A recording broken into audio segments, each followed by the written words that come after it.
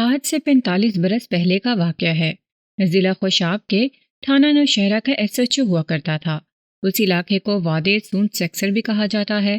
یہاں آوان قوم آباد ہے جو ابھی تک اپنی قدیم روایات کو سینے سے لگائے ہوئے ہے۔ یہ بڑی ہی دلیر، غیرت مند، مہمان نواز اور دوست نواز قوم ہے۔ میری ایک بات کو خاص طور پر ذہن میں رکھ لیں۔ بات یہ ہے کہ اس واردات اور میری تفتیش کی داستان پڑھتے وقت اپنے شہر، ماحول اور نئی تہذیب کو ذہن سے نکال دیں۔ اس کی وجہ یہ ہے کہ شہروں اور قصبوں میں ہماری اصل تہذیب اور تمدن رہا ہی نہیں۔ اس پر مغرب کا رنگ چڑھ گیا ہے اور مغرب کے اثرات نے شرم و حیا اور عزت و غیرت کو ہماری معاشرتی اقدار اور کردار سے غائب کر دیا ہے۔ وہ خواتین و حضرات جو مغرب کے رنگ میں رنگے گئے ہیں، میری اس تفتیشی کہانی کو وہ اہمیت نہیں دیں گے جس کی یہ حامل ہے۔ اس حقیقی کہانی کی بنیاد ہی عزت و غیرت پر رکھی گئی ہے۔ اگر آپ اس کہانی کی اصل روح کو سمجھنا چاہتے ہیں تو ذہن میں وہ اوصاف اور خصائل پیدا کریں جو ایک غیرت مند قوم کی پہچان ہے۔ یہ واردات کوئی زیادہ پرانی نہیں، 1953 کل ہی کی بات معلوم ہوتی ہے۔ اپنے پاکستان کی ہی واردات ہے۔ میں اپنے متعلق یہ بتانا ضروری سمجھتا ہوں کہ میں ضلع اٹک کا رہنے والا ہوں اور میرا تعلق پٹھان قبیلہ سے ہے۔ ایک تو میں مسلمان ہوں اور دوسرے پٹھان بھی ہوں، اس لیے قومی تہذیب و تمدن، شجاعت، غیرت اور مہمان نوازی کو اپنے ایمان کا جز سمجھتا ہوں۔ یہ بھی ایک وجہ تھی کہ وادی سونت سیکٹر کے لوگ مجھے اچھے لگتے تھے۔ میرے دل میں ان کی عزت اور ان کے دلوں میں میری عزت تھی۔ میں اس علاقے کا بھی تھوڑا سا ذکر کر دوں تو بے محل نہیں ہوگا، چونکہ یہ علاقہ شاہراہ پاکستان سے خاصا ہٹ کر ہے، اس لیے بہت کم لوگوں نے اسے دیکھا ہوگا۔ یہ سرسبز و شاداب علاقہ ہے۔ قدرتی مناظر حسین اور دلکش ہیں۔ کچھ علاقے میں مالٹے کے باغات ہیں۔ یہاں کا مالٹا عجیب و غریب قسم کی شیرنی کا حامل ہوتا ہے۔ بادام اور خوبانی جیسے پھلدار درخت بھی عام ہیں۔ چشموں اور کنوؤں کا پانی بڑے اچھے ذائقے والا، ٹھنڈا اور صحت اور تندرستی کے لیے خاص طور پر مفید ہے۔ گرمی کی شدت نہیں ہوتی کیونکہ ٹھنڈی اور خوشگوار ہوا چلتی رہتی ہے۔ تھانہ نوشہرہ آبادی سے تقریباً 1 کلومیٹر دور واقع ہے۔ یہ انگریزوں کا دستور تھا کہ وہ تھانے آبادیوں سے ہٹ کر بناتے تھے۔ میں جو واردات سنانے لگا ہوں یہ جاڑا نام کے ایک گاؤں کی ہے۔ مدعیہ اس گاؤں کی ایک عورت سیدو بی بی تھی۔ جس وقت یہ واردات ہوئی اس وقت میں اپنے علاقے میں ایک اور جگہ تفتیش پر گیا ہوا تھا اور ابھی 2-4 دن وہیں قیام کرنا تھا۔ میرا ASI سید اقبال حسین شاہ تھا جو اب مرحوم ہو چکا ہے۔ ASI سید اقبال حسین شاہ مرحوم کے بارے میں بتانا ضروری سمجھتا ہوں کہ میں تو ابھی جوانی کی عمر میں تھا، لیکن اس ASI کی عمر اتنی ہو چکی تھی کہ میں اسے اپنا بزرگ تسلیم کرتا تھا۔ یہ الگ بات ہے کہ اسے اتنی زیادہ سروس ہو جانے کے باوجود ترقی کیوں نہ ملی۔ میں صرف یہ بتانا چاہتا ہوں کہ وہ بڑا ہی تجربہ کار پولیس آفیسر تھا اور اپنے فرائض اور میری ذات کے ساتھ تو وہ بہت ہی مخلص تھا۔ میں اکثر اس کے تجربے سے فائدہ اٹھایا کرتا تھا۔ میں اتنی طویل تمہید کی معافی چاہتا ہوں۔ اب اصل واردات کی طرف آتا ہوں۔ ایک روز صبح کے وقت تھانے میں سیدو بی بی جو ایک ادھیڑ عمر عورت تھی 2-3 آدمیوں کے ساتھ تھانے میں آئی۔ اس نے رپورٹ یہ دی کہ گزشتہ رات اس کے گھر ڈاکہ پڑا ہے اور ڈاکو اپنے ہی ایک ساتھی کو گولی مار کر جان سے ہی مار گئے ہیں۔ پتہ نہیں کہ یہ گولی اتفاقیہ چل گئی تھی یا کسی وجہ سے ساتھیوں نے دانستہ اس ساتھی کو گولی ماری تھی۔ ڈاکو 3 تھے۔ وہ اپنے ساتھی کی لاش سیدو بی بی کے گھر ہی چھوڑ کر مال و متاع لوٹ کر بھاگ گئے تھے۔ یہ رپورٹ تھانے کے محرر ہیڈ کانسٹیبل محمد علی نے لی۔ وہ خاصا تجربہ کار تھا۔ اس نے سیدو بی بی کے حوالے سے FIR تحریر کر لی۔ یہ خاص طور پر نوٹ فرمائیں کہ ابھی پاکستان کے تھانوں میں آج والی ٹال مٹول شروع نہیں ہوئی تھی۔ محرر ہیڈ کانسٹیبل محمد علی کہہ سکتا تھا کہ نہ بڑا تھانے دار موجود ہے نہ چھوٹا، اس لیے رپورٹ نہیں لی جا سکتی، لہٰذا پھر کبھی آنا۔ میرے اس محرر نے اپنا فرض دیانتداری سے پورا کیا۔ FIR تحریر کی اور سیدو بی بی سے کہا کہ اب وہ پورا بیان دے کہ یہ واردات کس طرح ہوئی ہے۔ سیدو بی بی نے جو بیان دیا وہ اس طرح تھا کہ گزشتہ رات وہ روزمرہ معمول کے مطابق کھانا کھا کر اور دروازے کی اندر کی کنڈی لگا کر سو گئی۔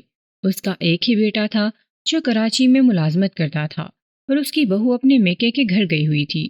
اس کے میکے جانے کی وجہ یہ تھی کہ رات شب برات تھی اور سیدو بی بی نے حلوہ پکا کر بہو کو دیا تھا اور کہا تھا کہ وہ شب برات کی وجہ سے اپنے ماں باپ کے گھر ہی رہے۔ اس طرح سیدھو بی بی گھر میں اکیلی تھی۔ اس کا خاوند وفات پا چکا تھا۔ آدھی رات گزر گئی تھی۔ ڈاکوؤں نے اس کے کمرے کے دروازے کا ایک کواڑ اکھاڑ لیا تھا اور اس طرح وہ کمرے میں داخل ہوئے۔ اسے یہ معلوم نہیں تھا کہ ڈاکوؤں نے دیوار پھلانگ کر صحن کے باہر والے دروازے کی کنڈی کھول لی تھی یا وہ کسی اور طریقے سے مکان میں داخل ہوئے تھے۔ سیدھو بی بی ہڑبڑا کر جاگی۔ ایک ڈاکو کے ہاتھ میں ٹارچ تھی۔ انہوں نے سیدھو بی بی کو جان سے مارنے کی دھمکی دی اور کہا کہ وہ بتائے کہ نقدی اور زیورات کس جگہ رکھے ہیں۔ قدرتی بات ہے کہ وہ 3 آدمی تھے اور یہ ایک اکیلی عورت۔ اس نے ڈاکوؤں کے آگے ہاتھ جوڑے، روتے ہوئے منت سماجت کی۔ ڈاکو رحم کرنے کے لیے نہیں آیا کرتے اور پھر وہ بہت جلدی میں بھی ہوتے ہیں، اس لیے انہوں نے 2 ٹرنکوں کے تالے توڑے۔ نقدی اور زیورات انہی ٹرنکوں میں تھے جو ڈاکوؤں نے سمیٹ لیے۔ زیورات بہت قیمتی تھے اور رقم 2000 روپیہ تھی، جو اس زمانے کی بہت بڑی رقم سمجھی جاتی تھی۔ اس دوران سیدھو بی بی کو معلوم نہیں کہ کس طرح ایک ڈاکو کا پستول فائر ہوا۔ گولی ان کے اپنے ہی ایک ساتھی کے سر میں لگی اور وہ وہیں ڈھیر ہو گیا۔ دوسرے 2 ڈاکوؤں نے بڑی تیزی سے مال سمیٹا اور اپنے ساتھی کی لاش وہیں پھینک کر بھاگ گئے۔ سیدھو بی بی نے اپنے بیان میں کہا کہ وہ دوڑ کر صحن میں گئی اور شور مچایا۔ گاؤں کے کئی آدمی اس کے شور پر جاگ اٹھے اور اس کے گھر میں آئے۔ گاؤں کا نمبردار ملک یارن خان بھی آن پہنچا۔ نمبردار نے پہلا کام یہ کیا کہ جو کواڑ اکھاڑا گیا تھا وہ اپنی جگہ پر لگا دیا اور کہا کہ کسی چیز کو ہاتھ نہ لگایا جائے۔ محرر ہیڈ کانسٹیبل نے یہ سارا بیان تحریر کر لیا، سیدھو بی بی کا انگوٹھا لگوایا اور ایک نقل سیدھو بی بی کو دے دی اور 2 کانسٹیبلوں کو سیدھو بی بی کے ساتھ اس کے گاؤں روانہ کر دیا تاکہ جائے واردات پر کوئی رد و بدل اور گڑبڑ نہ ہو۔ اس کے ساتھ ہی اس نے FIR کی ایک نقل مجھے وہاں بھجوا دی جہاں میں ایک اور کیس کی تفتیش میں مصروف تھا، اور ایک نقل ASI سید اقبال حسین شاہ کو بھجوا دی جو کہیں اور اپنے فرائض میں لگا ہوا تھا۔ یہاں ایک بات ذہن میں رکھیں کہ میں اس قسم کی کوئی تفصیل نہیں لکھ رہا کہ فلاں سے بیان دن کے وقت لیے گئے یا رات کو، یا میں نے فلاں کارروائی قتل کے کتنے دنوں بعد کی۔ آپ وقت اور دنوں کا خیال نہ کریں، میں لمحہ بہ لمحہ اپنی تفتیشی سرگرمیاں بیان کرتا جاؤں گا۔ مجھے جوں ہی اطلاع ملی میں اپنی گھوڑی پر سوار ہوا اور واردات والے گاؤں دن کے پچھلے پہر پہنچ گیا۔ 2 کانسٹیبل وہاں موجود تھے۔ نمبردار ملک یارن خان بھی وہاں موجود تھا۔ سیدھو بی بی گھر کے کونے میں اداس اور پریشان بیٹھی تھی۔ کچھ لوگ صحن میں کھڑے تھے، ان سب کو باہر نکالا اور میں نے صحن میں کرسی رکھوا کر نمبردار کو پاس بٹھا لیا۔ چائے واردات دیکھنے سے پہلے میں نمبردار سے کچھ ضروری باتیں پوچھنا چاہتا تھا۔ نمبردار نے ابھی بات شروع کی ہی تھی کہ سیدھو بی بی میرے پاس کھڑی ہوئی اور رونا شروع کر دیا۔ وہ ادھیڑ عمر عورت تھی، صحت مندی کی وجہ سے عمر سے کچھ کم لگتی تھی۔ میں نے نمبردار کی بات وہیں رکوا دی اور مکان کے اندر کا جائزہ نظروں سے لینے لگا۔ صحن خاصا کشادہ تھا، ایک طرف کچھ مویشی بندھے ہوئے تھے۔ مکان پرانے زمانے کا بنا ہوا تھا اور اس سے صاف اندازہ ہوتا تھا کہ یہ متوسط طبقے کا زمیندار گھر ہے۔ اب میں موقع واردات دیکھنے کے لیے اٹھا۔ FIR کے مطابق پہلے دروازے کا کواڑ دیکھا جو اکھاڑا گیا تھا۔ یہ تو میں نے دیکھ لیا کہ یہ دروازہ اتنا مضبوط نہیں تھا، لیکن یہ بھی صاف نظر آ رہا تھا کہ یہ آسانی سے اکھڑنے والا نہیں تھا۔ بہت زیادہ زور لگا کر یا کسی بڑے اوزار کے ذریعے سے کواڑ اکھاڑا جا سکتا تھا۔ میں نے اس کواڑ کو قانون قاعدے کے مطابق اپنے قبضے میں لے لیا اور اس کا فرد تیار کر لیا۔ نمبردار ملک یارن خان کو اور آبادی کے ایک معزز آدمی کو ساتھ لے کر میں کمرے میں داخل ہوا۔ لاش فرش پر پڑی تھی۔ گولی اس کے سر کے بائیں طرف سر کے اوپر والے حصے میں لگی اور کھوپڑی میں سے نکل گئی تھی۔ دماغ یعنی مغز کھوپڑی سے تھوڑا سا باہر نکلا ہوا دکھائی دے رہا تھا۔ خون بہہ بہہ کر جم گیا تھا۔ آنکھیں بھی کھلی ہوئی تھیں اور منہ بھی کھلا ہوا تھا۔ یہ ایک توانا اور طاقتور آدمی کی لاش معلوم ہوتی تھی اور وہ قد آور بھی تھا۔ اس کی مونچھیں بھی بڑی بڑی تھیں۔ جناب خان صاحب، نمبردار نے گھبرائی ہوئی آواز میں بڑی تیزی سے کہا، یہ تو ہمارے اپنے گاؤں کا آدمی سیدن شاہ ہے۔ نمبردار نے مختصراً بتایا کہ مقتول بد کردار، بدمعاش اور جابر آدمی تھا۔ اس موقع پر معزز آدمی نے جو میرے ساتھ تھا تصدیق کر دی کہ یہ اپنے گاؤں کا آدمی ہے اور اس شخص میں شرافت کا نام و نشان نہیں تھا۔ میں نے ابھی ان دونوں سے مقتول کے بارے میں کوئی اور بات نہ پوچھی۔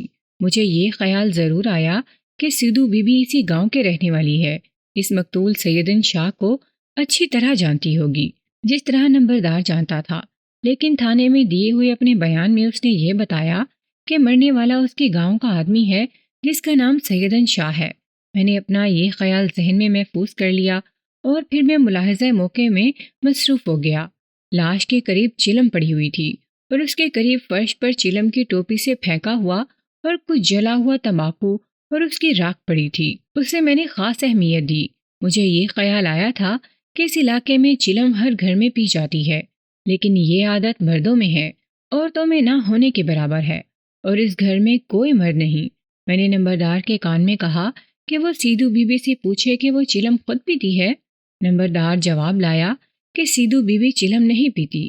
یہ بھی ذہن میں رکھیں کہ پنجاب کے دوسرے علاقوں والا حقہ نہیں تھا جس میں ایک بار تمباکو بھر لیا جاتا ہے اور ساری محفل باری باری کش لگاتی ہے۔ یہ سیدھی نال والا حقہ ہوتا ہے جس پر چھوٹی سی ٹوپی دوسری نالی پر رکھی جاتی ہے اور ہر بار تھوڑا سا تمباکو ڈال کر ایک آدمی پیتا ہے اور راکھ پھینک دیتا ہے۔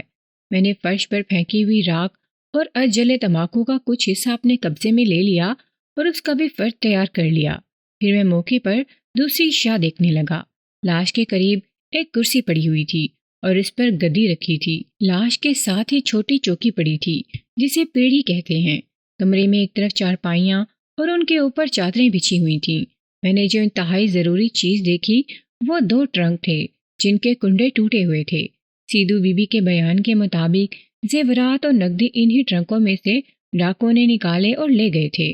اگر مرنے والا کوئی شخص اجنبی ہوتا جسے گاؤں کا کوئی آدمی بھی نہ پہچان سکتا تو اسے میں ڈاکے کا عام کیس سمجھتا اور اس کے مطابق تفتیش کرتا، لیکن نمبردار نے یہ کہہ کر کہ یہ تو اپنے گاؤں کا آدمی ہے مجھے یہ اشارہ دے دیا تھا کہ میں تفتیش سنبھل کر اور بہت ہی گہرائی میں جا کر کروں۔ لاش پوسٹ مارٹم کے لیے بھیجنی تھی۔ میں نے ڈاکٹر سے یہ بھی سوال کیا کیا مقتول کو کوئی نشہ آور چیز دی گئی تھی؟ لاش کے قریب 2 خالی پلیٹیں پڑی تھیں۔ ایک پلیٹ میں سالن کھایا گیا تھا جس کے نشانات صاف نظر آتے تھے۔ دوسری پلیٹ کو غور سے دیکھنے پر پتہ چلا کہ اس میں حلوہ کھایا گیا ہے، ساتھ ہی پانی کا گلاس بھی پڑا تھا۔ یہ سارا نقشہ بتاتا تھا کہ یہاں بڑے آرام سے کھانا کھایا گیا ہے اور پھر چلم پی گئی ہے۔ میرے سراغ رساں دماغ میں یہ خیال آیا کہ عورتیں ان برتنوں کو کبھی اس طرح ادھر ادھر پڑا نہیں رہنے دیتی جن میں کھانا کھایا گیا ہو۔ دوسرا سوال ذہن میں یہ آیا کہ مقتول کو کیا اسی جگہ گر کر مرنا تھا جہاں برتن پڑے تھے اور چلم بھی رکھی ہوئی تھی؟ اگر چلم سیدو بی بی نے ہی پی تھی تو اسے اٹھا کر ایک طرف رکھ دیتی، لیکن اس نے تو صاف کہا تھا کہ وہ چلم نہیں پیتی اور گھر میں چلم پینے والا کوئی ہے ہی نہیں۔ ادھر ادھر نظریں دوڑا کر چلی ہوئی گولی کا سکہ مل گیا، اسے بھی میں نے اپنے قبضے میں لے لیا اور دوسری اشیاء کی طرح سرب مہر کر لیا۔ موقع واردات پر جو اشیاء قبضے میں لی جاتی ہیں انہیں باقاعدہ خاص طریقے سے پیک کر کے سیل کر لیا جاتا ہے، پھر ان کے کاغذات تیار ہوتے ہیں اور ان کاغذات پر گواہوں کے دستخط یا نشان انگوٹھا لیے جاتے ہیں۔ میں نے یہ کاغذات تیار کیے اور گواہوں کے دستخط کروائے اور پھر لاش نوشہرہ سول ہسپتال برائے پوسٹ مارٹم بھجوا دی۔ سیدو بی بی کے بارے میں پہلے بتایا ہے کہ صحت مند جسم اور اچھی شکل و صورت کی عورت تھی اور کھاتے پیتے زمیندار گھر کی عورت تھی۔ عام دیہاتی عورتوں کی طرح گنوار دیہاتن نہیں تھی۔ اس کا ایک بیٹا جس کا نام رحم داد تھا کراچی میں ملازم تھا۔ 2 بیٹیاں تھیں جو ساتھ والے گاؤں میں بیاہی ہوئی تھیں۔ مویشیوں کے لیے اور گھر کی دیکھ بھال کے لیے ایک نوکر تھا، مزارہ بھی تھا، لیکن سیدو بی بی گھر میں بہو کے ساتھ رہتی تھی۔ میں دیکھ رہا تھا کہ اس کے گھر میں بہت سی عورتیں اکٹھی ہو گئی تھیں۔ میں وہاں سے نکلنے ہی لگا تھا کہ سیدو بی بی میرے پاس آ گئی۔ میری ایک عرض پر ضرور غور کرنا، سیدو بی بی نے بڑی آہستہ سے مجھے کہا۔ آپ تفتیش اس طرح کریں جس طرح میں تھانے میں بیان لکھوایا ہے۔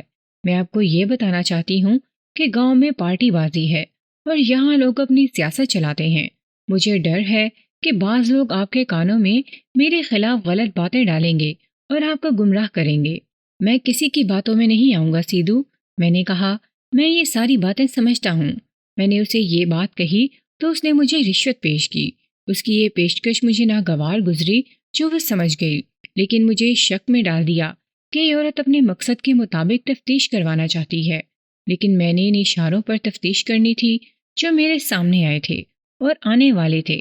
بہرحال میں نے اسے یہ بھی کہا کہ اگر تم سچی ہو تو تمہیں کسی سے نہیں ڈرنا چاہیے، نہ کوئی تمہارا مخالف مجھے گمراہ کر سکتا ہے۔ میں نے اسے یہ بات کہہ تو دی، لیکن یہ بھی سوچا کہ اس نے مجھے یہ بات کیوں کہی ہے۔ یہ ڈاکہ زنی کی واردات تھی جس کی میں نے تفتیش کرنی ہی تھی۔ یہ میری سمجھ سے بالا تھا کہ اس میں مخالفین کی کیا سیاست چل سکتی ہے۔ اتنے میں میرا ASI سید اقبال حسین شاہ مرحوم بھی 2 کانسٹیبلوں کے ساتھ آ گیا۔ میں نے پہلے بتایا ہے کہ وہ کسی اور جگہ ڈیوٹی پر گیا ہوا تھا، اطلاع ملنے پر آ گیا۔ میں نے یہ بھی بتایا ہے کہ میرا یہ ASI میرے دل میں ایک جہاں دیدہ اور دانشمند بزرگ کی حیثیت رکھتا تھا۔ میں نے اسے علیحدگی میں سنایا کہ میں نے اب تک کیا دیکھا اور کیا معلوم کیا ہے۔ میں نے اسے اپنے شکوک بھی بتائے۔ اب دیکھیں کہ اس وقت پولیس آفیسر اپنے فرائض میں کتنے چاق و چوبند اور مخلص تھے۔ سید اقبال حسین شاہ میرے پاس موزہ جاڑا کی طرف آ رہا تھا۔ اسے اس گاؤں کے 1-2 آدمی مل گئے۔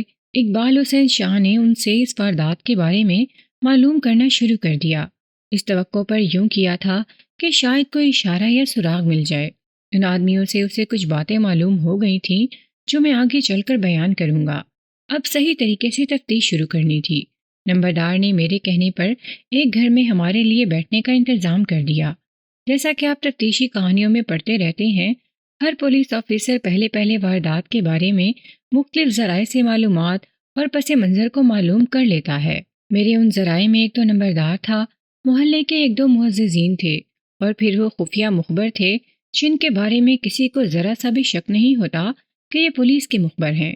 مجھے تو یہ یاد نہیں رہا کہ فلاں بات کس نے بتائی اور فلاں اشارہ کس سے ملا۔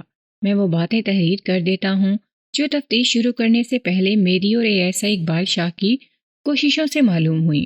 یہ تو بالکل واضح ہو گیا تھا کہ ڈاکہ زنی کی یہ واردات صرف ڈاکہ زنی نہیں بلکہ اس کے پیچھے کوئی اور بھی بات ہے۔ ایک بات تو سب سے پہلے معلوم ہو گئی۔ معلوم ہوا کہ یہ بات گاؤں کے ہر قص و ناقص کو معلوم ہے۔ بات یہ تھی کہ وقوع قتل سے 2 مہینے پہلے سیدو بی بی کی بہو روشن بی بی کھیتوں کی طرف گئی ہوئی تھی۔ وہاں سے واپس آتے ہوئے اسے مقدول سیدن شاہ راستے میں مل گیا اور اس نوجوان لڑکی کے ساتھ چھیڑ خانی کی۔ یہ صرف زبانی چھیڑ خانی نہیں تھی بلکہ کسی حد تک دست درازی بھی تھی۔ روشن بی بی نے شور مچایا اور سیدن شاہ کو گالیاں بھی دیں۔ سیدن شاہ بدماش قسم کا آدمی تھا۔ اس نے ہاتھا پائی میں اس لڑکی کا دوپٹہ اتار لیا، یا شاید دوپٹہ سر سے سرک کر گر پڑا، جو لڑکی وہیں چھوڑ کر گھر کو بھاگ گئی۔ گھر آ کر اس نے اپنی ساس سیدو بی بی کو بتایا کہ سیدن شاہ نے اس پر دست درازی کی ہے اور اس کا دوپٹہ اتار لیا ہے۔ عام طور پر دیہاتی علاقوں میں اور خصوصاً واردات والے اس علاقے میں کسی مرد کی یہ حرکت قابل معافی سمجھی نہیں جاتی تھی اور ایسے مرد کو واجب القتل قرار دے دیا جاتا تھا۔ کسی عورت کا دوپٹہ اتار لینے کا مطلب یہ سمجھا جاتا تھا جیسے اس شخص نے اس عورت کی جبری آبرو ریزی کرنے کی کوشش کی ہو۔ اس علاقے میں آج بھی یہی دستور چل رہا ہے۔ کوئی مرد کسی عورت کی طرف میلی آنکھ سے دیکھنے کی جرت نہیں کر سکتا۔ سیدو بی بی نے اپنی بہو کی زبانی سیدن شاہ کی یہ حرکت سنی تو وہ غیظ و غضب سے آگ بگولا ہو گئی۔ اگر اس کے گھر میں کوئی مرد ہوتا تو اسی وقت سیدن شاہ یا اس گھر کا مرد قتل ہو جاتا۔ سیدو بی بی نے گھر میں مرد نہ ہونے کی مجبوری کے تحت یا کچھ اور سوچ کر خاموشی اختیار کر لی۔ اتفاق سے 2-3 دنوں بعد کراچی سے اس کا بیٹا 2-4 دنوں کی چھٹی پر آ گیا۔ آتے ہی اسے سیدن شاہ کی یہ حرکت معلوم ہوئی تو اپنی بے عزتی کا انتقام لینے کے لیے اٹھ کھڑا ہوا۔ رحمداد خان ابھی جوانی کی عمر میں تھا اور سیدو بی بی کا اکلوتا بیٹا تھا۔ سیدو بی بی ڈر گئی کہ اس کا بیٹا کہیں مارا ہی نہ جائے۔ وہ پہلے ہی بیوہ تھی۔ اس نے بیٹے کو ٹھنڈا کرنے کی کوشش کی لیکن یہ غیرت مند نوجوان کوئی بات سن ہی نہیں رہا تھا۔ ماں نے آخر اس سے کہا کہ وہ پہلے ہی بیوہ ہے، اگر بیٹا بھی نہ رہا، سیدن شاہ کو قتل کر کے سزائے موت یا عمر قید پا گیا تو پیچھے کوئی مرد نہیں رہے گا اور روشن بی بی کی عزت کی حفاظت ایک مسئلہ بن جائے گا۔ سیدو بی بی نے اپنے بیٹے رحمداد کو یہ بھی کہا کہ وہ اتنی بے عزت اور ڈرپوک نہیں کہ وہ سیدن شاہ کو بخش دے گی۔ وہ اپنے تمام رشتہ داروں کو اکٹھا کر کے گاؤں میں پنچایت بٹھائے گی اور یہ پنچایت سیدن شاہ کو سزا دے گی۔ پھر مجھے یہ معلوم ہوا کہ سیدو بی بی نے اپنے بیٹے کو واپس کراچی بھیج دیا، لیکن اس نے نہ اپنے رشتہ داروں کو اکٹھا کیا اور نہ پنچایت بٹھانے کی کوئی کوشش شروع کی۔ اس نے تو بالکل ہی خاموشی اختیار کر لی تھی۔ میں اور ASI اقبال شاہ اس سوچ میں پڑ گئے کہ سیدن شاہ سیدو بی بی کے گھر کس طرح آیا اور اگر وہ ڈکیتی ہی کی نیت سے آیا تھا تو اسے اپنے ساتھیوں نے گولی کیوں ماری؟ کیا یہ گولی واقعی اتفاقاً چل گئی تھی؟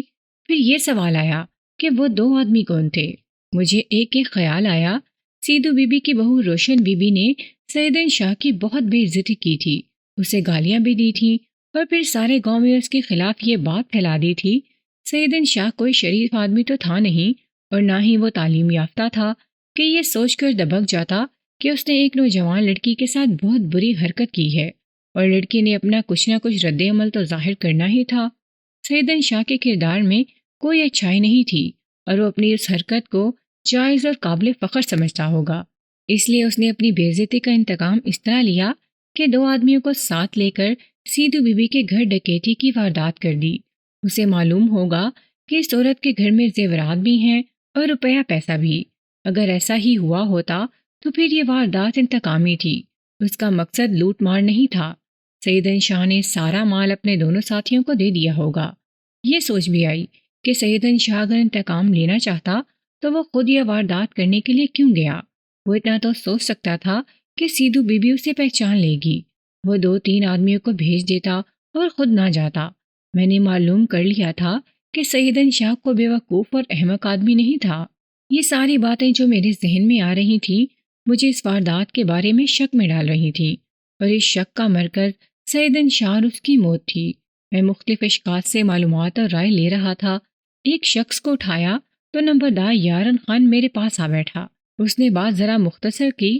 اس کی رائے یہ ہے کہ سیدھو بی بی کوئی معمولی سی دیہاتی عورت نہیں، بڑے اچھی اور باوقار خاندان کی عورت ہے، اور یہ مانا ہی نہیں جا سکتا کہ اس نے سیدن شاہ کو اپنی بہو کی بے عزتی معاف کر دی ہو۔ نمبردار نے رائے یہ دی کہ اسے پکا شک ہے کہ سیدھو بی بی نے سیدن شاہ کو جھانسا دیا اور اسے اپنے گھر بلوا کر قتل کروا دیا۔ میں نے اس کی بات پر غور کیا، لیکن مسئلہ یہاں پر آ کر الجھ جاتا تھا کہ جھانسا کیسے دیا اور پھر ڈکیتی کی واردات میں سیدن شاہ کو کس طرح لایا گیا۔ میں مان چکا تھا کہ ڈاکہ زنی ہوئی ہے اور ٹرنکوں کے تالے توڑ کر ڈاکو مال لے گئے ہیں۔ ملک یارن خان خود اونچے خاندان کا آدمی تھا اور پولیس جیسی عقل اور چھٹی حس رکھتا تھا۔ اس نے یہ رائے ویسے ہی نہیں دی تھی۔ نمبردار اپنے گاؤں کے ہر گھر اور بندے بندے پر نظر رکھتے تھے۔ انہیں احساس تھا کہ کسی وقت کسی بھی شخص یا اس کے گھر کے بارے میں یہ معلومات پولیس کو مطلوب ہو سکتی ہیں۔ اس نمبردار کو ایک خاص بات معلوم ہوئی تھی اور اسی پر اس نے اپنی رائے دی تھی۔ میں نے جب اس سے تفصیل پوچھی تو اس نے بہتر سمجھا کہ یہ بات مجھے خود سنانے کی بجائے اس شخص کی زبانی سنائے جس سے اسے معلوم ہوئی تھی۔ یہ کہہ کر وہ باہر نکل گیا۔ وہ جلدی واپس آ گیا اور ایک ادھیڑ عمر آدمی کو میرے پاس بھیج دیا۔ اس کا نام کریم بخش تھا۔ میں نے اپنے مطلب کی خاطر اس کا استقبال بڑے احترام سے کیا۔ یہ لوگ جو عوام تھے ایسی عزت افزائی کو بہت پسند کرتے تھے، لیکن میں ان میں سے کسی کے ساتھ زیادہ بے تکلف نہیں ہوتا تھا، کیونکہ بعض لوگ تھانے داروں کی بے تکلفی حاصل کر کے چھوٹی موٹی وارداتیں شروع کر دیتے تھے۔ اس شخص کریم بخش نے صرف یہ بات بتائی کہ اس گاؤں میں ایک مراسن ہے جو جھاڑ پھونک کا کام کرتی ہے، تعویذ وغیرہ بھی دیتی ہے اور کچھ الٹے سیدھے عمل بھی کرتی ہے۔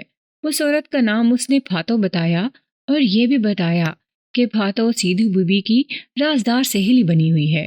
میں سمجھ نہ سکا کہ کریم بخش نے یہ بھی کہا کہ پھاتو کو بلانے میں ذرا احتیاط کریں۔ میرا خیال ہے یہ لوگ اس عورت سے ڈرتے ہوں گے کہ ناراض ہو کر انہیں نقصان پہنچائے گی۔ ASI سید اقبال شاہ میرے پاس ہی بیٹھا ہوا تھا۔ میں نے اسے کہا کہ وہ پھاتو کے گھر جائے اور وہیں اس کا بیان لے لے، شہاں نہ لائے۔ اس عورت سے بیان لینا اس لیے ضروری تھا کہ یہ سیدھو بی بی کی رازدار سہیلی تھی اور اس سے سیدھو بی بی کے بارے میں کوئی ضروری بات معلوم ہو سکتی تھی۔ اقبال شاہ اسی وقت چلا گیا اور خاصی دیر بعد واپس آیا۔ اس نے پھاتو کا بیان تو لے لیا تھا، پتہ چلا کہ اس عورت سے بیان لینا ذرا مشکل ہی تھا۔ اقبال شاہ نے اس کے خاوند کو جا پکڑا تھا اور اس سے کہا تھا کہ یہ ڈاکے اور قتل کی واردات ہے، اگر اس کی بیوی نے کوئی بات چھپانے کی کوشش کی تو گرفتار کر لی جائے گی۔ یہ گاؤں کے کمین اور غریب لوگ تھے، پولیس کو چکر دینے کی جرات نہیں کر سکتے تھے۔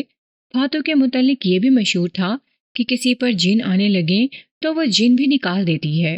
پھاتو کے بیان میں ایک کارآمد بات یہ تھی کہ سیدھو بی بی نے اس سے کہا تھا کہ وہ کوئی ایسا تعویذ یا عمل کرے کہ سیدن شاہ مر جائے۔ پھاتو نے سیدن شاہ کا پتلا بنایا اور اس پر کچھ عمل کر کے اسے جلا دیا تھا اور سیدو بی بی کو یقین دلایا تھا کہ سیدن شاہ زندہ نہیں رہے گا۔ اس بیان سے مجھے یہ بڑا صاف اشارہ ملا کہ سیدو بی بی کے دل میں سیدن شاہ کی عداوت اتنی زیادہ تھی کہ وہ اس کوشش میں تھی کہ سیدن شاہ مر جائے۔ اس موقع پر ایک خیال آیا جس سے مجھے دھچکا لگا۔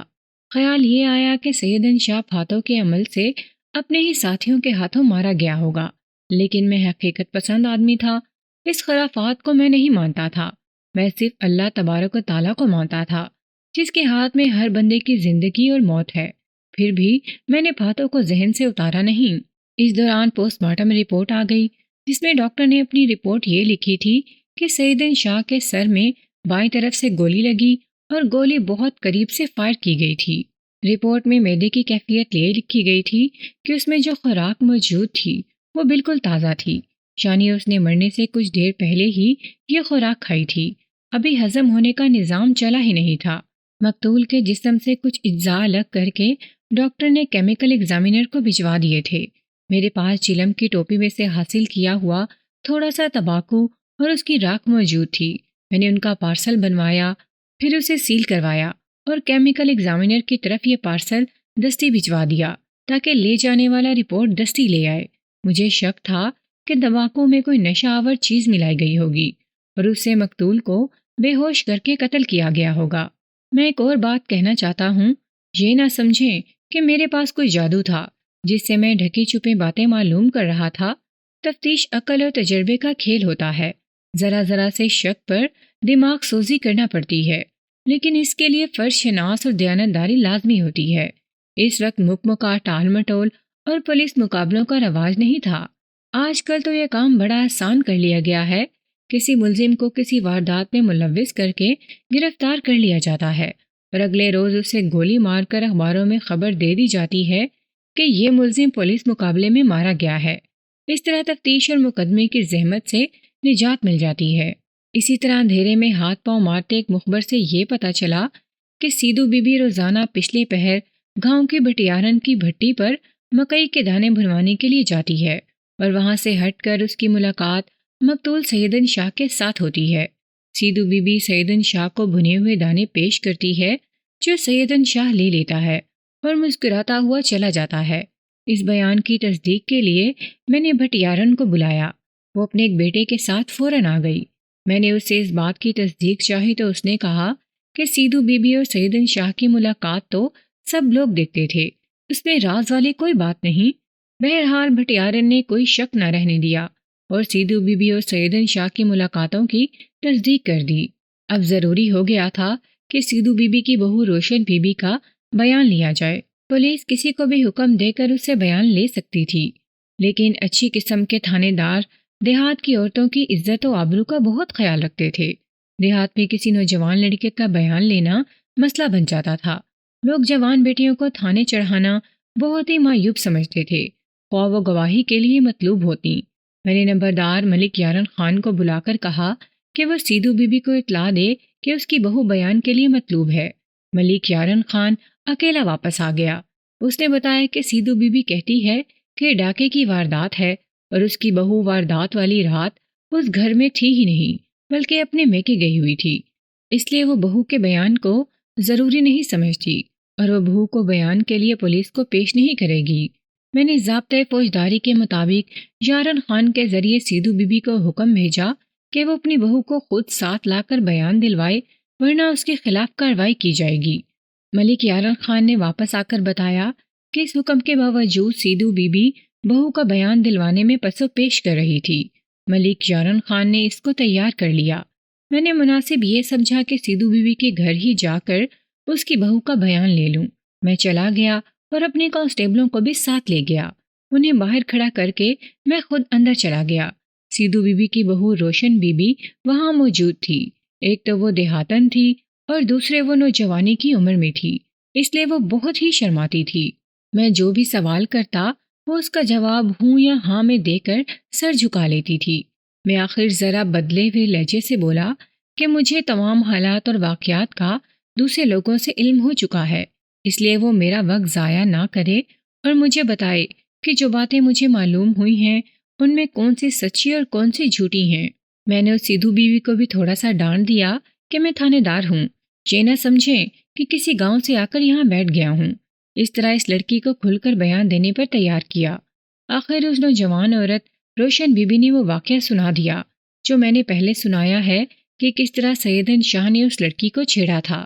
روشن بی بی نے بتایا کہ سیدن شاہ اس کی آبرو ریزی کرنا چاہتا تھا، جس سے وہ بچ گئی۔ روشن بی بی نے اپنی ساس سیدھو بی بی کو بتایا۔ سیدھو بی بی غصے میں آ گئی، لیکن کچھ سوچنے کے بعد اس نے کہا کہ اس واقعے کا کسی اور کے ساتھ ذکر نہ کرنا۔ اس نے بتایا کہ یہ بات سارے گاؤں میں اس طرح پھیل گئی کہ دور سے 2-3 آدمی دیکھ رہے تھے۔ میں نے یہ تسلیم نہ کیا کہ سیدن شاہ روشن بی بی کی آبرو ریزی کرنا چاہتا تھا۔ وہ اس لیے کہ دیہاتی علاقے میں دن دہاڑے ایسے جرم کا ارتکاب کرنا ناممکن تھا، اور گاؤں کا کوئی بھی شخص سیدن شاہ کو پکڑوا بھی سکتا تھا یا اسے قتل کروا دیتا۔ ماننے والی بات صرف یہ تھی کہ سیدن شاہ نے روشن بی بی پر دست درازی کی تھی، اور اس لڑکی کا دوپٹہ سیدن شاہ نے اتار لیا۔ شاہ ہاتھا پائی میں اترا اور وہیں گر پڑا۔ اس نے یہ بھی بتایا کہ 2-3 دنوں بعد اس کا خاوند رحم داد آیا، اسے یہ واقعہ سنایا تو اسی وقت سیدن شاہ سے انتقام لینے کے لیے تیار ہو گیا، لیکن ماں نے اسے سمجھا بجھا کر روک لیا۔ روشن بی بی کی زبان رواں رواں ہو گئی تھی، اور میرے اچھے رویے سے بھی وہ متاثر ہوئی اور بے تکلفی سے بولنے لگی تھی۔ اس نے بڑی کارآمد بات سنائی، کہنے لگی ایک تو اس کی ساس کو اتنا غصہ چڑھا کہ وہ پاگل ہونے لگی، اور دوسری طرف یہ حال کہ 3-4 دن ہی گزرے تھے کہ روشن بی بی کو پتہ چلا کہ اس کی ساس کی سیدن شاہ کے ساتھ بے تکلفی پیدا ہو گئی ہے، اور وہ بھٹیارن کی بھٹی کے قریب روزانہ ملتے ہیں۔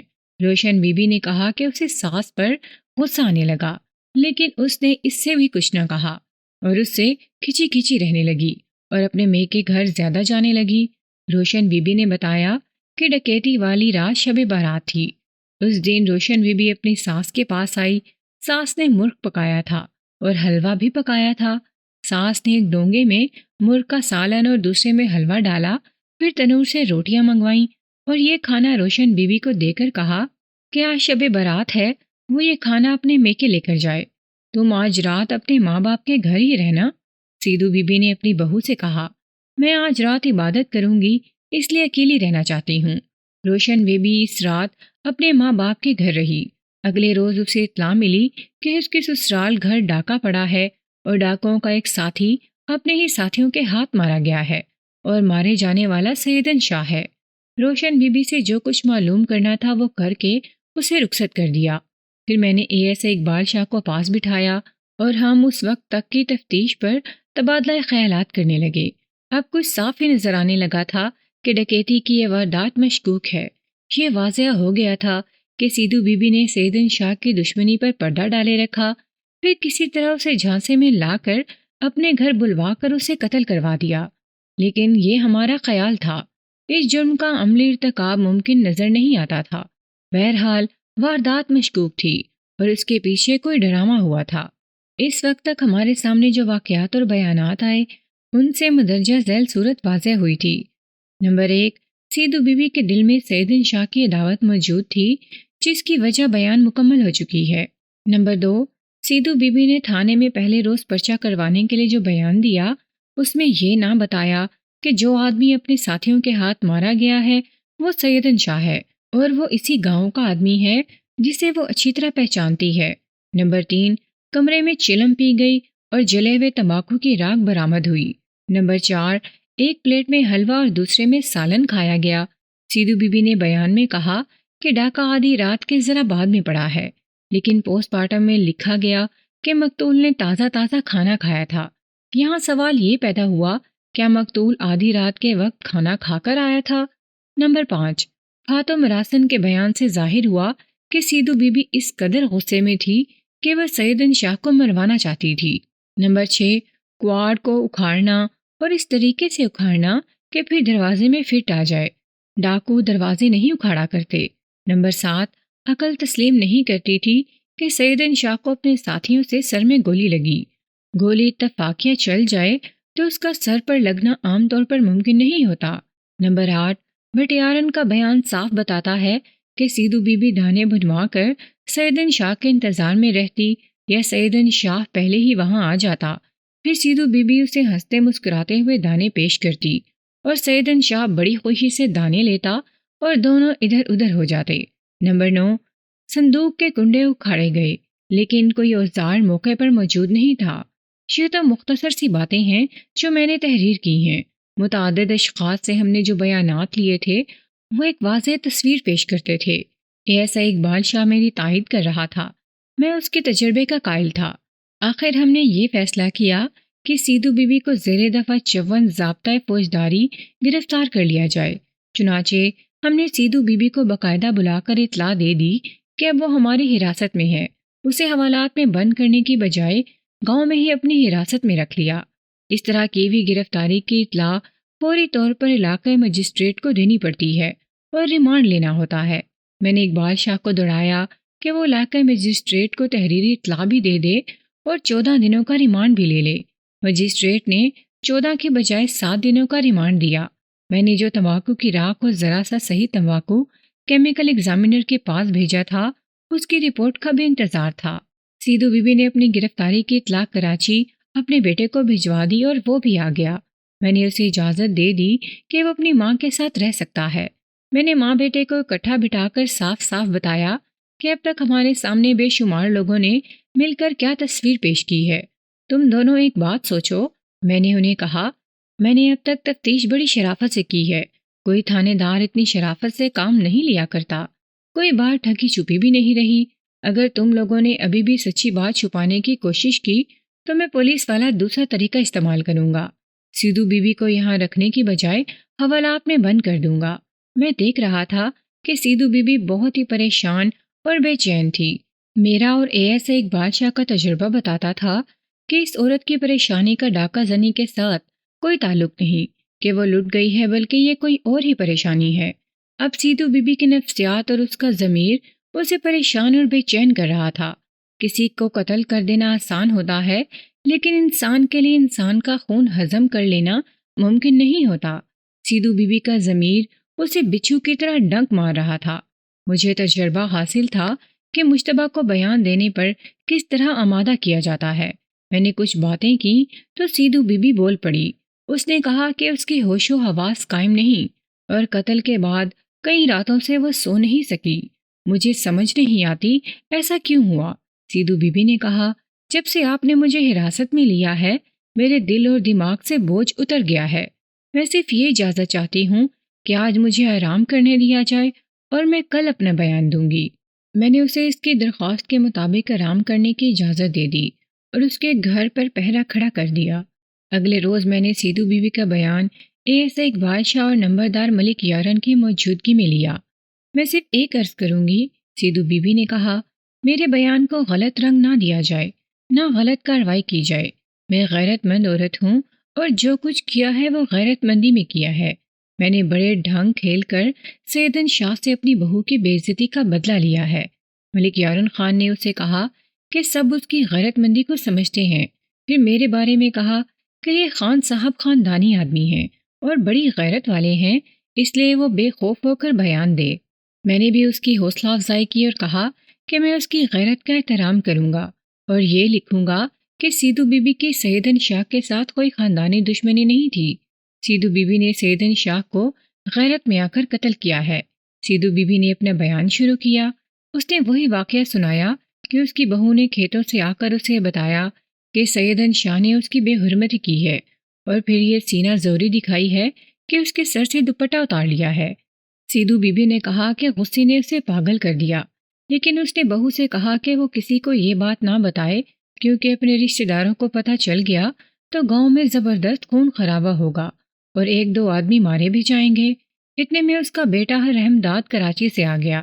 سیدو بی بی نے اسے بڑی مشکل سے ٹھنڈا کر کے کراچی بھیج دیا اور خود دن رات اس سوچ میں کھو گئی کہ سیدن شاہ سے کس طرح انتقام لے۔ میں نے بہو سے کہہ دیا تھا کہ وہ اب زیادہ باہر نہ نکلا کرے اور گھر سے زیادہ دور نہ جایا کرے۔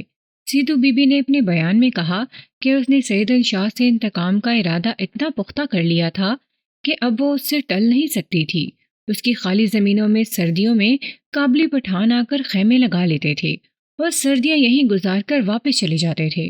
اب سردیوں کا موسم تھا اور کابلی پٹھان آئے ہوئے تھے۔ ایک روز سیدو بی بی ان میں سے ایک پٹھان سے ملی جس کا نام شلولی خان تھا۔ سیدو بی بی کو غالباً معلوم تھا کہ ان لوگوں کے پاس درے کا بنا ہوا اسلحہ ہوتا ہے۔ سیدو بی بی نے شلولی خان سے کہا کہ وہ گھر میں اکیلی ہوتی ہے، چوروں ڈاکوؤں کا خطرہ رہتا ہے، اس لیے وہ اپنے گھر میں پستول اور گولیاں رکھنا چاہتی ہے۔ شلولی خان نے اس سے بتایا کہ اس کے پاس پستول بھی ہے اور گولیاں بھی ہیں جو وہ اسے 50 روپے پر دے دے گا۔ یہ کوئی غلط بات نہیں تھی، میں جانتا تھا کہ اس وقت درے کا بنا ہوا پستول آسانی سے 50 روپے پر مل جاتا تھا۔ سیدو بی بی نے یہ سودا قبول کر لیا، لیکن شلولی خان سے یہ کہا کہ وہ پستول چلانا نہیں جانتی اور وہ اسے سکھا دے۔ شلولی خان نے اسے کہا کہ جب لوگ شام کو اپنے مویشی وغیرہ لے کر گھروں میں چلے جاتے ہیں، اس وقت اس کے پاس آ جایا کرے اور وہ ساتھ والی پہاڑوں کے اندر لے جا کر اسے پستول چلانا سکھا دے گا۔ سیدو بی بی نے پستول بما گولیاں لے لیا، پھر چند دن شلولی خان کے ساتھ پہاڑیوں میں جا کر پستول چلانا سیکھ لیا۔ اب سیدو بی بی کے سامنے مسئلہ یہ تھا کہ سیدن شاہ کو اپنے جال میں کس طرح لائے۔ سیدن شاہ سیدو بی بی کی طرف سے مطمئن ہو گیا تھا کہ اس کی بےہودہ حرکت کے اتنے دنوں بعد تک سیدو بی بی نے نہ کوئی رد عمل ظاہر کیا تھا اور نہ اس نے کوئی اور احتجاجی کارروائی کی تھی۔ وہ سمجھ گیا کہ بات آئی گئی ہو گئی ہے۔ ایک روز سیدو بی بی معمول کے مطابق بھٹیارن سے مکئی کے دانے بھروانے گئی تو سیدن شاہ ادھر سے گزرا۔ سیدو بی بی نے یہ جرأت کی کہ آگے ہو کر سیدن شاہ کے ساتھ سلام دعا کی۔ سیدن شاہ بڑی خندہ پیشانی سے پیش آیا۔ وہ بڑا بدماش اور چلاک آدمی بنا ہوا تھا۔ وہ سیدو بی بی کے جھانسے میں آ گیا۔ ایک روز اسی بھٹی پر سیدو بی بی نے سیدن شاہ کو بھنے ہوئے دانے پیش کیے جو اس نے ہنس کر لے لیے۔ سیدو بی بی نے اس سے کہا کہ وہ اس وقت روزانہ بھٹی پر آتی ہے۔ چنانچہ سیدن شاہ نے بھی روزانہ ادھر سے گزرنا شروع کر دیا۔ یہ بھٹی بھٹیارن کے گھر کے اندر نہیں تھی بلکہ باہر تھی۔ سیدو بی بی سے ہر روز سیدن شاہ بڑی بے تکلفی سے دانے لیتا رہا۔ سیدو بی بی کے بیان کے مطابق ان دونوں میں کچھ خوشگوار سی بات بھی ہو جاتی تھی۔ اس طرح سیدن شاہ سیدو بی بی کے پھندے میں آ گیا۔ میں نے دیکھا ہے کہ جو لوگ اپنے دماغ پر عورت کو سوار کر لیتے ہیں وہ اسی طرح بڑی آسانی سے دھوکے میں آ جاتے ہیں۔ سیدو بی بی نے یہ بھی بتایا کہ اس نے بھاتو میراسن سے تعویذ کروائے تھے کہ سیدن شاہ مر جائے۔ یہ اس لیے اس نے کروائے تھے کہ قتل کے جرم سے بچ جائے اور سیدن شاہ تعویذ سے ہی مر جائے، لیکن اس کے اندر انتقام کی آگ اتنی زیادہ بھڑک رہی تھی کہ وہ سیدن شاہ کو بہت جلدی اور اپنے ہاتھوں قتل کرنے کا ارادہ کر چکی تھی۔ آگے چل کے سیدو بی بی نے اپنے بیان میں کہا کہ بہت دنوں سے وہ سیدن شاہ سے تقریباً روزانہ مل رہی تھی، اس لیے گاؤں میں لوگ اس کے بارے میں کسر پسر کرنے لگے۔ زیادہ باتیں اس وجہ سے بنتی تھیں کہ ایک طرف سیدن شاہ نے سیدو بی بی کی بہو پر دست درازی کی تھی اور دوسری طرف سیدو بی بی سیدن شاہ کے ساتھ دوستی لگائے ہوئے تھی۔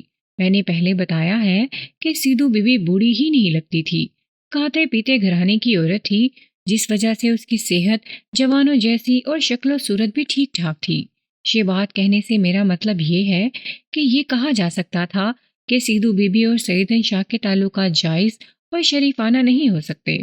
سیدو بی بی عقل مند عورت تھی، وہ سمجھتی تھی اور اسے احساس تھا کہ گاؤں میں اس کی بدنامی ہو رہی ہے، چنانچہ اس نے سیدن شاہ کو جلدی سے جلدی دنیا کے تختے سے اٹھا دینے کی سکیم تیار کرنی شروع کر دی۔ میں نے نفسیاتی نقطۂ نگاہ سے جو سوچا وہ یہ تھا کہ یہ عورت عقل مند اور بیدار مغز تو ضرور تھی، لیکن اس میں غیرت مندی اور انتقام کا جذبہ اس قدر زیادہ تھا کہ یہ جذبہ اس کی عقل اور ہوش مندی پر غالب آ گیا۔ اس نے اپنے بیان میں کہا کہ اسے یہ سکیم بناتے خیال آیا کہ سیدن شاہ آخر مرد ہے، اسے سیدو بی بی نے اپنے گھر بلانا تھا، لیکن اسے یہ خدشہ نظر آیا کہ پستول نکالتے نکالتے سیدن شاہ اس پر جھپٹ کر پستول چھین سکتا ہے۔ اس صورت میں اس کی ساری سکیم دھری رہ جاتی۔ اس کا سیدو بی بی نے یہ علاج سوچا کہ ایک سنیاسی سے مشورہ کیا۔ یہ سنیاسی کبھی کبھی اس کے گھر آیا کرتا تھا۔ یہاں میں آپ کو سنیاسیوں کے بارے میں کچھ بتانا ضروری سمجھتا ہوں۔ انگریزوں کے وقتوں میں سنیاسیوں کا پورا گروہ کسی آبادی کے قریب خیمے لگا لیتا اور کچھ دن یہ لوگ وہاں قیام کرتے تھے۔ ان کا دعویٰ یہ ہوتا تھا کہ ان کے پاس ہر مرض کی دوا ہے اور ان کے پاس ایسی دوائی بھی ہے جو آب حیات کا اثر رکھتی ہے۔ بے اولاد عورتوں کا بھی علاج کرتے تھے۔ ان کے زیادہ تر مریض ہندو ہوا کرتے تھے۔ ہندو عورتیں خصوصاً بے اولاد عورتیں ان کی زیادہ مرید ہوتی تھیں۔ ان کا حلیہ اور لباس سادھوں اور فقیروں جیسا ہوتا تھا۔ پاکستان وجود میں آ گیا، ہندو سکھ چلے گئے تو سنیاسی بھی بہت ہی تھوڑے رہ گئے۔ میں یقین کے ساتھ کہہ سکتا ہوں کہ کچھ مسلمانوں نے سنیاسی بن کر نوسر بازی شروع کر دی اور دیہات میں گھومنے پھرنے لگے۔ یہ لوگ خانہ بدوشوں جیسی زندگی گزارتے تھے، آج یہاں کل وہاں، دیہاتیوں پر اپنی نوسر بازی چلا کر خاصے پیسے بٹور لیتے تھے۔ ایسا ہی کوئی سنیاسی کبھی کبھار سیدھو بی بی کے گھر آتا تھا۔ ایک روز اس نے باتوں باتوں میں سنیاسی سے مذاق کے رنگ میں پوچھا کہ کسی کو کچھ دیر کے لیے بے ہوش کرنا ہو تو اس کے لیے کیا کرنا چاہیے۔ سنیاسی نے اسے بتایا کہ اگر دھتورے کے بیج کسی کو پلا دیے جائیں تو وہ خاصی دیر کے لیے بے ہوش رہے گا۔ سیدھو بی بی کو یاد آیا کہ دھتورے کے بارے میں اس نے پہلے بھی ایسی باتیں سنی ہیں، لیکن اس نے کبھی توجہ نہیں دی تھی۔ اس سنیاسی سے دھتورے کا یہ اثر سنا تو اسے خیال آیا کہ اس علاقے میں دھتورا جگہ جگہ اگا ہوا مل جاتا ہے۔ اسی روز وہ باہر نکل گئی اور ایک پودے سے دھتورے کے بیج لے آئی۔ یہ بیج گھر لا کر اس نے لکڑی کے ایک چھوٹے سے ڈبے میں رکھ دیے اور پھر ڈبے میں تمباکو ڈالا اور تمباکو اور بیجوں کو ہاتھ سے مل مل کر ملا دیا۔ ایک روز سیدھو بی بی نے سیدن شاہ کو کہا کہ شب برات کی رات وہ گھر میں اکیلی ہوگی، اس کی بہو میکے چلی جائے گی اور وہ یعنی سیدن شاہ عشاء کے بعد بچ بچا کر اس کے گھر آئے اور وہ اسے مرغ اور حلوہ کھلائے گی۔ یہ میں پہلے بیان کر چکا ہوں کہ اپنی بہو کو سیدھو بی بی نے کس طرح اس کے میکے بھیجا تھا۔ اس نے بہو کو کہا تھا کہ وہ رات عبادت کرے گی، اس لیے اکیلی رہنا چاہتی ہے۔ عشاء کے بعد سیدھو بی بی سیدن شاہ کا انتظار کرنے لگی۔ اس نے مرغ اور حلوہ پکا کر رکھ لیا تھا اور پستول لوڈ کر لیا تھا اور اسے کرسی کی گدی کے نیچے رکھ دیا۔ ساتھ نواری پیڑھی رکھی اور چلم میں دھتورا ملا کر تمباکو ڈال کر چلم قریب ہی رکھ لی۔ دیہات میں تقریباً ہر مرد چلم پیتا تھا اور سیدن شاہ جیسے آدمی تو حقہ نوشی کے نشئی ہوتے تھے۔ میں اس عورت کی عقل پر کچھ حیران بھی ہوا۔ اس نے جو سکیم بنائی تھی اس میں چھوٹی چھوٹی باتوں کا خیال رکھا تھا، لیکن اس کی بدقسمتی یہ کہ وہ نہیں جانتی تھی کہ اس کی عقل پولیس والوں کی عقل کی گرد کو بھی نہیں پہنچ سکتی۔ حیران میں اس بات پر ہوا کہ سیدھو بی بی نے بیان میں کہا کہ اس نے دروازے کا ایک کوارٹ پہلے ہی اکھاڑ لیا تھا اور اس کی جگہ پر رکھ دیا تھا۔ اس نے یہ تمام یہ سوچ کر کیا تھا کہ اپنی اس واردات کو ڈاکہ زنی کا رنگ دینا تھا۔ سیدن شاہ آ گیا۔ سیدھو بی بی نے اس کا والہانہ استقبال کیا اور کمرے میں لا کر دروازہ بند کیا اور سیدن شاہ کو نواری پیڑھی پر بٹھایا۔ پھر اس نے اس کے آگے کھانا رکھا۔ کھانے کے بعد اسے چلم پیش کی۔ سیدن شاہ نے ماچس کی تیلی جلا کر تمباکو پر رکھی اور کش لگایا۔ دوسرا کش لگایا تو اس کا سر ڈولنے لگا۔ وہ ہوش و حواس کھو بیٹھا۔ سیدھو بی بی نے گدی کے نیچے سے بڑی تیزی سے پستول نکالا اور نالی سیدن شاہ کے سر کی طرف کر کے گولی چلا دی۔ سیدھو بی بی نے بتایا کہ اس نے اسی وقت دیکھ لیا تھا کہ گولی سیدن شاہ کے سر میں لگی ہے اور اس کے مغز کا تھوڑا سا حصہ دوسری طرف سے باہر آ گیا۔ ایک ہی گولی کام کر گئی۔ سیدن شاہ کی لاش ایک طرف لڑک گئی تھی۔ سیدھو بی بی نے اسے ٹھوکر مار کر پیڑھی سے نیچے گرا دیا، پھر چرم کی ٹوپی سے جلا ہوا تمباکو وہیں فرش پر انڈیل دیا، جیسا کہ دیہاتی عام طور پر کیا کرتے ہیں۔ چلم دیوار کے ساتھ رکھ دی۔ اس کے بعد سیدھو بی بی نے اپنی سکیم کے دوسرے حصوں پر عمل درآمد شروع کر دیا۔ پہلے یہ کام کیا کہ جو کوڑ اس نے اکھاڑ کر ویسے ہی دروازے کی چوکھٹ میں رکھ دیا تھا وہ گرا دیا، پھر ہتھوڑی لی اور ٹرنکوں کے تالے اور کنڈے توڑے اور زیورات اور رقم نکال کر ایسی جگہ چھپا دی جہاں یہ مال کسی کو نظر نہیں آ سکتا تھا، اور پھر بڑے آرام سے لیٹ گئی۔ وہ مطمئن تھی، اب وہ نیز شب گزارنے کے انتظار میں تھی۔ غور فرمائیں کہ یہ عورت کس قدر دلیر اور غیرت مند تھی کہ ذرا سا بھی نہ ڈری کہ رات کا وقت اور یہ تنہا اور گھر میں غیر مرد کی خون میں ڈوبی لاش پڑی ہے۔ وہ ڈرنے کے بجائے خوش تھی کہ اس نے بے عزتی کا انتقام لے لیا ہے۔ یقین جانیں کہ ایسی غیرت مندی ہر دیہاتی مرد اور عورت میں ہوتی تھی، مگر شہروں سے تو یہ غائب ہو گئی ہے۔ البتہ دیہات میں ابھی بھی پائی جاتی ہے، لیکن وہ پہلے والی بات نہیں رہی۔ اس کی وجہ یہ ہے کہ فلمی گانے اور ٹی وی دیہاتی علاقوں میں بھی پہنچ گئے ہیں۔ یہی غیرت و مسلمانوں کی پہچان ہوتی تھی۔ کہانی پڑھنے والے شاید یہ سوچیں کہ گاؤں میں رات کے وقت پستول فائر ہوا اور یہ دھماکہ کسی نے نہ سنا۔ پھر سیدھو بی بی ہتھوڑی سے صندوق کے تالے توڑتی رہی اور اس کی آواز بھی پڑوسیوں کو سنائی نہ دی۔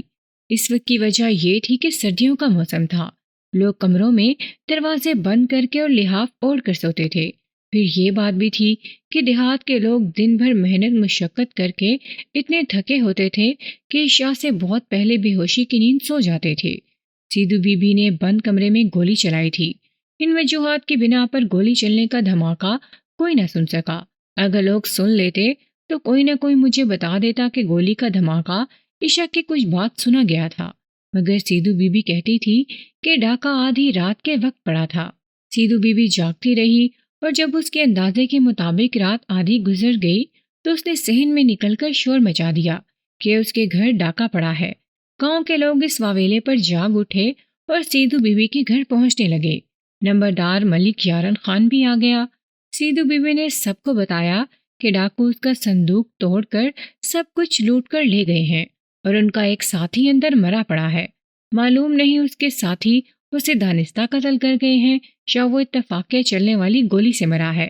کسی نے بھی واردات والے کمرے کے اندر جا کر نہ دیکھا کہ لاش کس کی ہے اور کون سے صندوق ٹوٹے ہیں۔ اگر نمبردار نہ آ جاتا تو کئی لوگ اندر چلے جاتے اور رات کو ہی انہیں پتہ چل جاتا کہ مرنے والا ان کے اپنے ہی گاؤں کا آدمی سیدن شاہ ہے۔ نمبردار نے سب کو اندر جانے سے روک دیا تھا، یہ اس لیے کہ وہ جانتا تھا کہ موقع واردات پر پولیس کو کوئی نہ کوئی سراغ مل جاتا ہے۔ اگر دوسرے لوگ پہلے ہی وہاں پہنچ جائیں تو کھرا کھوج مٹ جاتا ہے، پھر پولیس کو اندھیرے میں ہاتھ پاؤں مارنے پڑتے ہیں۔ یہی سوچ کر نمبردار ملک یارن خان خود بھی اندر نہ گیا، بلکہ دروازہ اس طرح بند کر دیا کہ اکھڑا ہوا کواڑ بھی اپنی جگہ رکھ دیا۔ اس نے تمام لوگوں کو گھر سے نکال دیا۔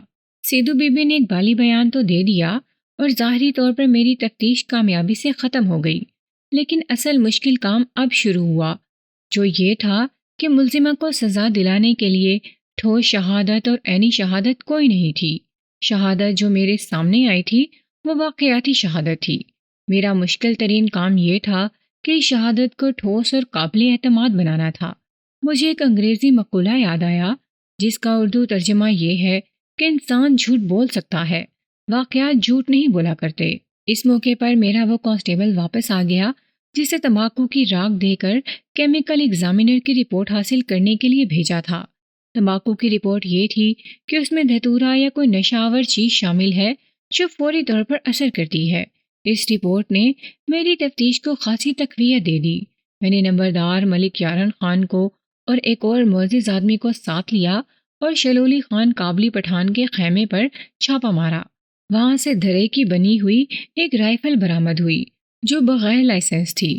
میں نے یہ رائفل دونوں گواہوں کی موجودگی میں برآمد کر کے قبضے میں لے لی اور مطلوبہ تحریر لکھ دی۔ شلول خان، ملک یارن خان اور معزز آدمی کے دستخط اور انگوٹھے لگوا لیے۔ شلولی خان کو باقاعدہ اسلحہ ایکٹ کے تحت گرفتار کر لیا۔ شلولی خان نے اپنے بیان میں کہا کہ وہ تور خم کا رہنے والا ہے اور سردیوں کے موسم میں ہر سال اپنے بال بچوں اور 2-4 ساتھیوں کے ساتھ اس علاقے میں آ جاتا ہے۔ یہ اس لیے کہ اس علاقے میں سردی اتنی زیادہ ہو جاتی تھی جو ان کے لیے ناقابل برداشت ہوتی تھی۔ یہ لوگ اپنے ساتھ کپڑا، کشمش، بادام وغیرہ اور گرم شالیں لے آتے اور بیچتے تھے۔ اس نے بتایا کہ وہ ہر سال سیدھو بی بی کے کسی خالی کھیت میں خیمے لگا کر رہتے ہیں، اس لیے سیدھو بی بی کے ساتھ اس کے اچھے مراسم تھے۔ یہی وجہ تھی کہ سیدھو بی بی نے بڑی بے تکلفی سے اس سے پستول خریدا اور اسی سے چلانا بھی سیکھا تھا۔ شلولی خان نے سیدھو بی بی کے ایک بالی بیان کی تصدیق کر دی۔ اس نے بتایا کہ سیدھو بی بی نے اس سے 50 روپے میں پستول اور گولیاں لی تھیں اور پھر اس نے سیدھو بی بی کو پہاڑوں کے اندر لے جا کر پستول چلانا سکھایا تھا۔ اس نے بتایا کہ اسے بالکل ہی معلوم نہیں تھا کہ سیدھو بی بی اس پستول سے کسی کو قتل کرے گی۔ اس نے یہ بھی کہا کہ انہیں پتہ چل گیا تھا کہ گاؤں میں ایک آدمی قتل ہو گیا ہے۔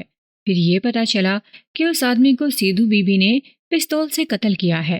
اس اطلاع پر شلولی خان بہت گھبرایا کہ وہ پکڑا جائے گا۔ وہ اب وہاں سے بھاگ جانے کی سوچ رہا تھا، لیکن میں جا پہنچا۔ شلولی خان نے بیان دے دیا جو سیدھو بی بی کے خلاف کامیابی سے استعمال ہو سکتا تھا۔ شلولی خان نے منت سماجت شروع کر دی کہ اسے معافی دے دی جائے، وہ پردیسی ہے اور یہ رائفل وہ اپنی حفاظت کے لیے ساتھ رکھتا ہے، اور اگر اسے معافی دے دی جائے تو وہ پھر کبھی پاکستان میں قدم نہیں رکھے گا۔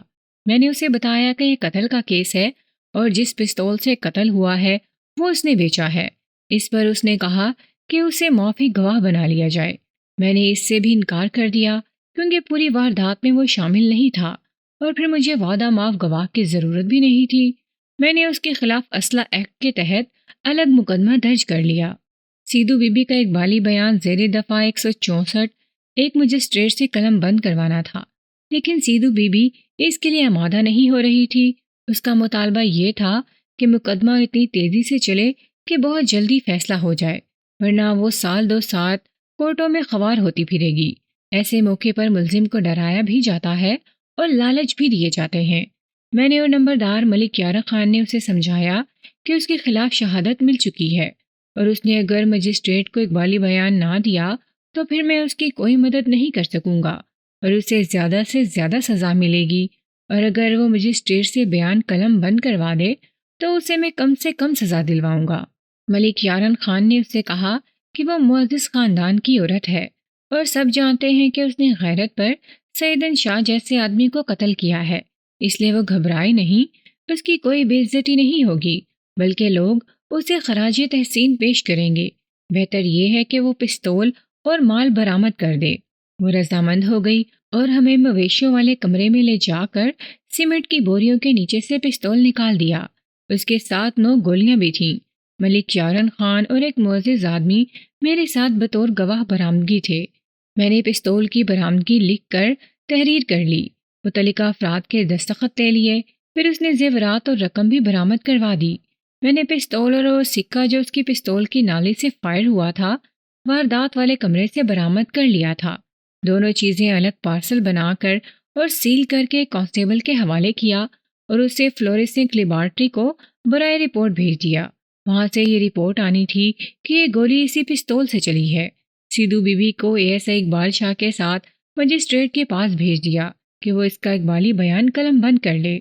مجسٹریٹ اقبالی جرم کرنے والے ملزموں کو پہلے ہی بتا دیتے ہیں کہ اگر وہ اپنی مرضی سے بیان نہیں دینا چاہتا یا کسی تشدد یا لالچ کے ذریعے سے بیان لیا جا رہا ہے تو وہ بیان دینے سے انکار کر سکتا ہے، پھر اسے پولیس کے حوالے کرنے کی بجائے جیل کے حوالات میں بھیج دیا جائے گا۔ سیدھو بی بی نے مجسٹریٹ کو بتایا کہ وہ اپنی رضا سے بیان دے رہی ہے۔ آخر مجسٹریٹ نے اس کا اقبالی بیان قلم بند کر لیا، پھر اسے جوڈیشنل حوالات یعنی جیل کے حوالات میں بھیج دیا گیا۔ 2 دنوں بعد کانسٹیبل لیبارٹری کی رپورٹ لے آیا جس میں لکھا تھا کہ چلی ہوئی گولی کا یہ سکہ اسی پستول سے فائر ہوا تھا۔ یہ رپورٹ بھی میرے کیس کو تقویت دیتی تھی۔ میں نے بڑی محنت سے مقدمہ تیار کیا اور چالان عدالت میں پیش کر دیا۔ میں نے اپنے مقدمے میں یہ تاثر پیدا کیا تھا کہ اس عورت نے یہ قتل غیرت مندی میں کیا ہے کیونکہ ایک بد کردار شخص نے اس کی بہو کی عزت پر ہاتھ ڈالا تھا۔ مجھے خدشہ یہ نظر آ رہا تھا کہ سیدھو بی بی سیشن کورٹ میں جا کر اپنے اقبالی بیان سے منحرف ہو جائے گی، لیکن وہ کوئی جرائم پیشہ عورت نہیں تھی، اس لیے اس نے اپنے مقدمے کو خراب نہ ہونے دیا۔ سیشن جج نے اس سے پوچھا کہ وہ اپنے اقبالی بیان پر قائم ہے یا اسے جھٹلانا چاہتی ہے۔ سیدھو بی بی نے بڑی جرأت مندی سے کہا کہ وہ اس قتل کو جرم سمجھتی ہی نہیں اور یہ اس نے اپنی عزت کی خاطر کیا ہے۔ آپ سن کر حیران ہوں گے کہ سیشن جج نے اسے صرف 4 سال کی سزا سنائی۔ سیشن جج نے اپنے لمبے چوڑے فیصلے میں لکھا کہ سیدن شاہ بد کردار اور مجرمانہ ذہنیت کا آدمی تھا اور اس نے ایک باعزت خاندان کی عزت پر ہاتھ ڈالا تھا۔ سیشن جج نے یہ بھی لکھا کہ مقتول اس قدر بد کردار تھا کہ ملزمہ نے اسے گھر بلایا تو وہ بڑی دلیری سے اس نامحرم عورت کے گھر چلا گیا، اور ظاہر ہے کہ ایسے آدمی کا کوئی بھروسہ نہیں ہوتا۔ اگر ملزمہ اسے قتل نہ کر دیتی تو مقتول کسی بہت ہی بری حرکت کا ارتکاب کر گزرتا۔ سیشن جج نے دراصل یہ نکتہ سامنے رکھا تھا کہ ملزمہ اپنی بہو کی بے عزتی پر مقتول کے خلاف اشتعال کی حالت میں تھی۔ میں نے وہ گواہ بھی پیش کر دیے تھے جنہوں نے مقتول کو ملزمہ کی بہو روشن بی بی پر دست درازی کرتے دیکھا تھا۔ بے شک یہ فوری اشتعال والا کیس نہیں تھا، لیکن اشتعال موجود تھا۔ بہرحال قانون سے الگ ہٹ کر سوچیں تو یہ بات ذہن میں آتی ہے کہ سیدھو بی بی غیرت مند عورت تھی، اس کی نیت بڑی صاف تھی اور اس نے مقتول کو بدکاری کی خاطر اپنے گھر نہیں بلایا تھا۔ اس لیے اللہ نے اپنا قانون چلا کر سیدو بی بی کو صحیح انصاف دیا، ورنہ اسے عمر قید بھی مل سکتی تھی۔